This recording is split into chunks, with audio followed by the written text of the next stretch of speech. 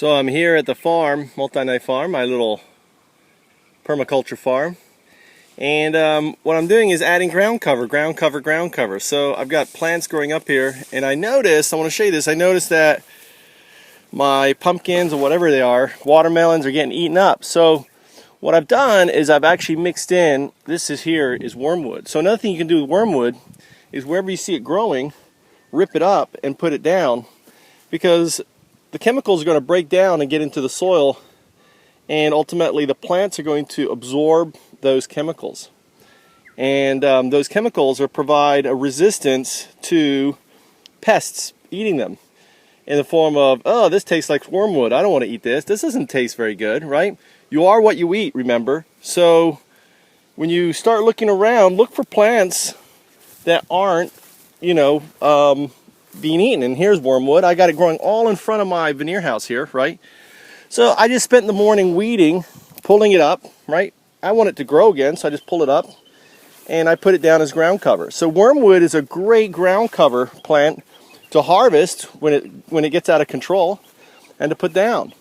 So as you can see, part of my ritual is grabbing the cuttings that I cut and slowly use them. Remember, permaculture is about using what you have.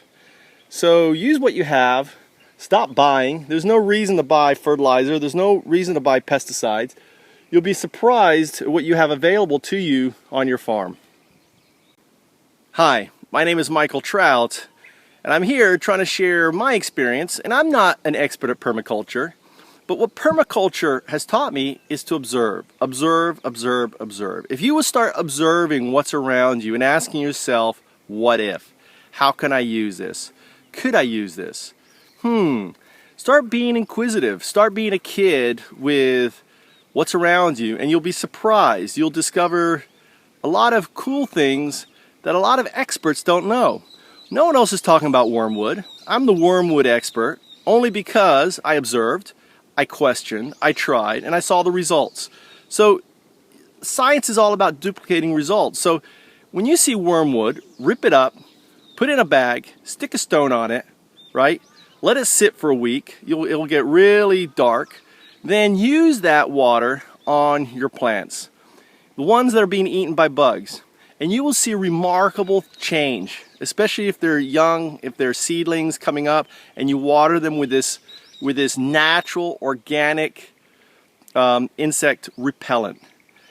And if you throw in some worm droppings, what can they call it? Worm droppings or worm turds or worms, whatever, in a little bag, and mix that in there, and then all of a sudden you've taken that insect repellent and turned it into amazing fertilizer, the best fertilizer you can possibly have for your farm. Because the bacteria in those droppings will ultimately reproduce, and those are beneficial bacteria for your plants.